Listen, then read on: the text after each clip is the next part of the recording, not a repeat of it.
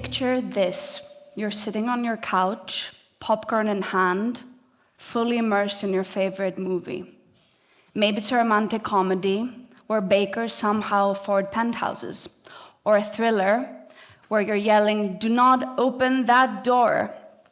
No matter what the cost, you're not thinking about what chaos it takes to make this magic happen, like the energy needed to light up that dreamy apartment, or the costume budget that probably rivals the GDP of a small country. But here's a plot twist. Every film leaves behind a footprint big enough to make you stumble through Jurassic Park, from elaborate sets to costumes that seem hand-stitched by unicorns, judging by their price. The environmental costs of making films are the uncredited extras no one talks about.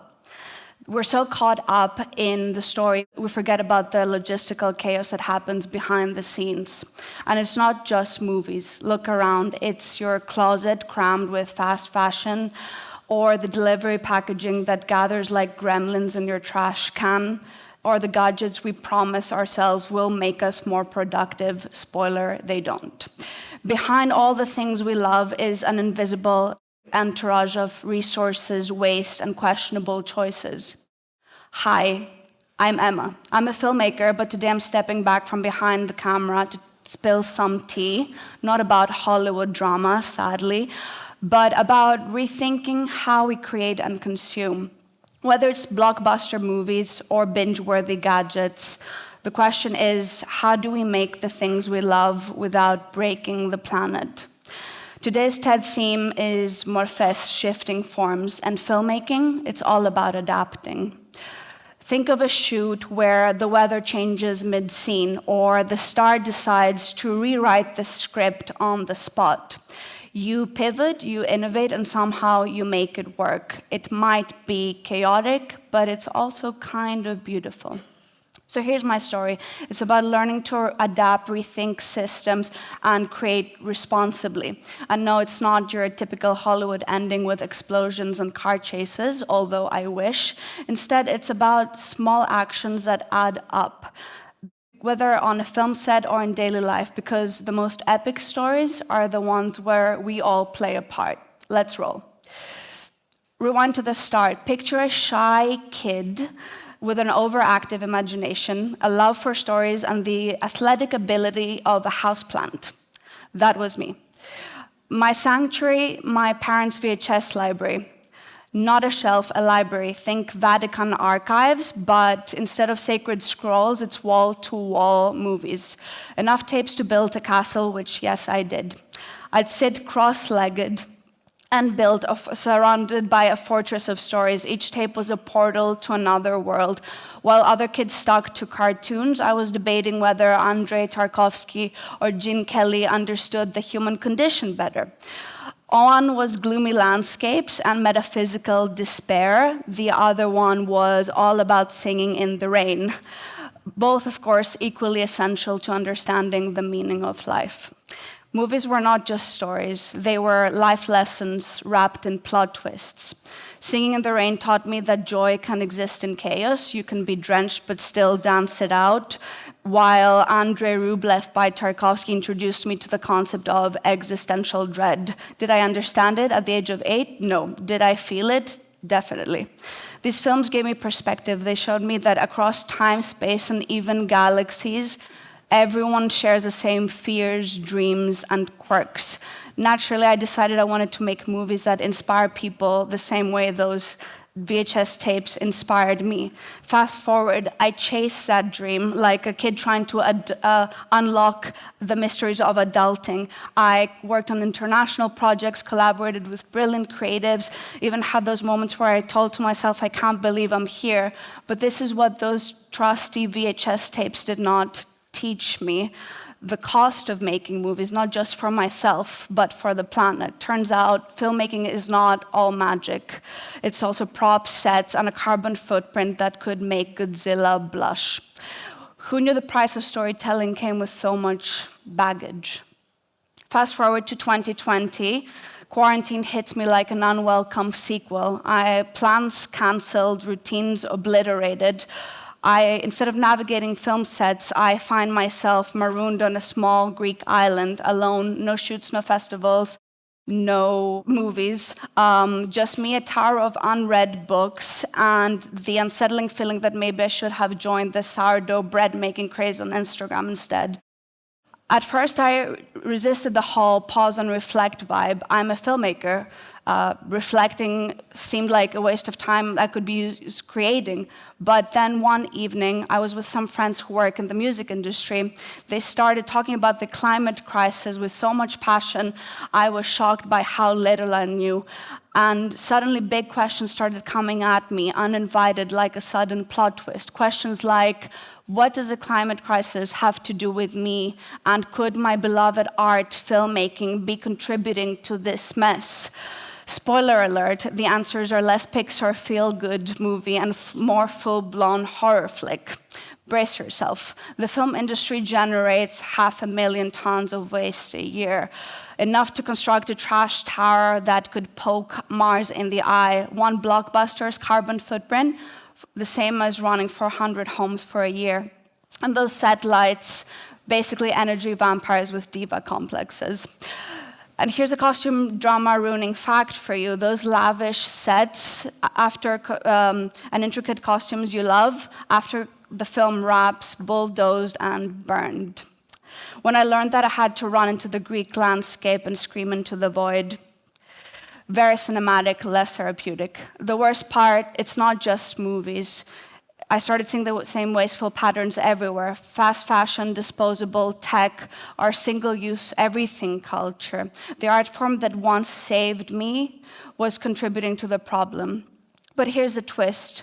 If I truly believed in storytelling's power to bring about change, I couldn't just sit in my Greek hideaway yelling cut on climate inaction. I had to live the change I wanted to see. Spoiler alert, it's a lot harder than yelling action. It was time to stop agonizing over articles about melting ice caps and actually do something.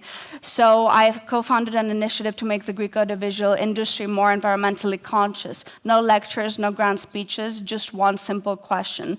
Can we make films without ruining the planet? We started really small. First target, water bottles.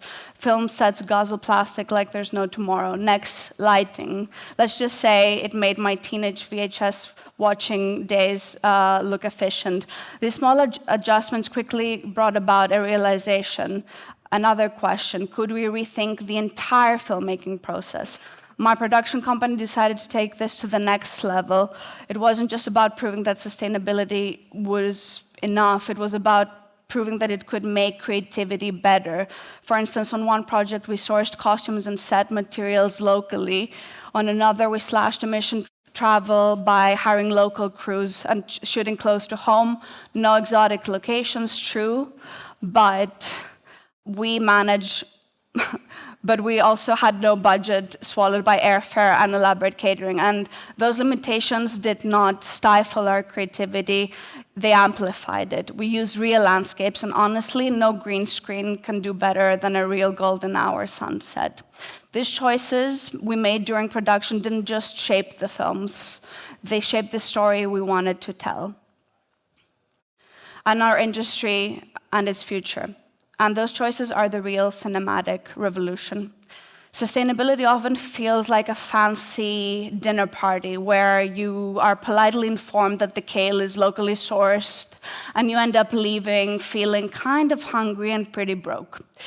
True sustainability is not about exclusivity. It's not about artisanal quinoa or 40 euro worth oat milk. It's about creating systems that work for everyone. Take filmmaking, for instance. Environmental sustainability is not just about swapping diesel generators for solar panels. It's about redesigning the entire process for everyone. Because if making movies becomes the privilege of the few, or cinema turns into a luxury item, we're not preserving the art form, we're starving it. And socially, the fewer voices we include, the less vibrant, colorful, and flavorful our stories become. Cue the pizza metaphor, because pizza seems to speak to everyone in a way that niche indie films don't. Sure, you could go all out with truffle oil and wood-fired crust, but if your gluten-free, lactose-free, pineapple-loving friends can't join, is it even a party? Sustainable storytelling is like a great pizza party. The goal is to feed everyone without compromising on taste. It's about balance, being resourceful, creative, and inclusive while keeping it approachable and fun. Here's the twist. Making films inclusive and accessible does not dilute creativity, it supercharges it. More voices means more perspectives, fresher ideas, richer stories that resonate with wider audiences. Sustainability is about opening the door, setting a bigger table, and making sure everyone leaves saying, wow, that was amazing. And that is a story worth telling and retelling. This journey has taught me one undeniable truth. Change is not a sweeping cinematic montage conducted by a stirring orchestra. It's more of a slow burn documentary. You sit through 90 minutes of incremental progress, only to then look back and think, oh, that little thing actually mattered. Big transformations begin with small, almost laughable steps. Take my first attempt at sustainable filmmaking, swapping traditional lights for LEDs, thrilling, right? Yet it worked. We reduced our energy by 70% and even got a rare smile from our accountant. That tiny change sparked bigger questions. If this works, what else can we improve? Before long, we were cutting emissions and embracing reusable coffee mugs like eco-warriors with a cause. Momentum builds in surprising ways. Bring a reusable bag to the grocery store. Next thing you know, you're composting, recycling, and defending beeswax wraps at dinner parties.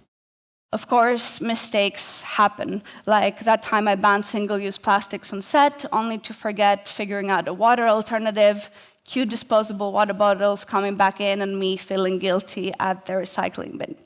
Lesson learned, enthusiasm is great, but logistics matter. Change is awkward. It's a shuffle on life's dance floor, trying not to trip over your feet. But that awkwardness creates beauty. For instance, shooting on natural landscapes instead of built sets doesn't just conserve resources, it brings raw authenticity. Change doesn't have to be grand to matter. It's like planting seeds, small, invisible at first, and then one day you're standing in front of a forest thinking this is extraordinary.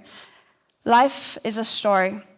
Though not the polished, tightly scripted kind, it's more of a messy first draft full of crossed-out ideas and plot holes you could drive your car through.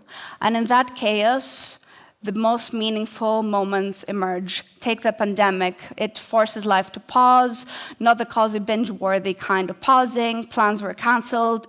Routines were dismantled. Suddenly we're all improvising. Yet in that upheaval, people adapted. They launched businesses in their pajamas, learned to bake bread they did not need, and do yoga with their pets. For me, it was a moment to rethink not just my work, but the systems that shape my life.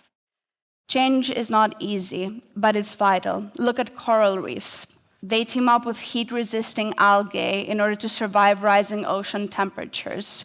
Ideal? No, but it's resilience in action. If coral can adapt under pressure, then surely we could figure out how to compost or recycle. Every great story has a turning point, a choice. Dorothy in Wizard of Oz could have stayed in Kansas. Neo in The Matrix could have taken the blue pill. Remy the rat in Ratatouille could have stuck to garbage, but they didn't. They leapt into the unknown, not because it was easy, but because it was worth it. Life works the same way. Challenges are not obstacles. They're plot points that force us to dig deeper, think creatively, and keep moving forward. And like every story, life is not a solo act. Friends, family, and even your eccentric neighbor's cat are part of your ensemble cast. For me, this journey began as a shy kid, tucked away behind towering stacks of VHS tapes, dreaming of worlds unseen. That curiosity grew into a passion, a filmmaker determined to reimagine what film could do with every frame. Along the way, I learned this: no matter how messy, every story has the potential to become extraordinary. So what story will you tell? Will it be one of resilience, where you rise from the ashes, hopefully not looking like a rotisserie chicken? Maybe it's a story of collaboration where your crew of misfits somehow manages to change the world, fueled by caffeine and questionable ideas. Or perhaps it's a tale of reinvention, like trying plant-based milk, being sure you're going to hate it, but then realizing it's actually pretty great. Here's the thing, every epic journey, every adventure that gives you goosebumps begins with one wobbly step. It's not about nailing it, it's about stumbling forward. When we dive headfirst into the beautiful, messy chaos of change, we don't just shake things up for ourselves. We set off chain reactions. Those awkward first efforts, they snowball into something big, something like cinematic waves that crush in, shaking things loose and leaving the world a little shinier. So why not? Write your next chapter, make it absurdly daring, throw in plot twists, add llamas if you must. Whatever you do, make it so good, they roll the credits in slow motion. The world's ready for your story, so make it unforgettable. Thank you.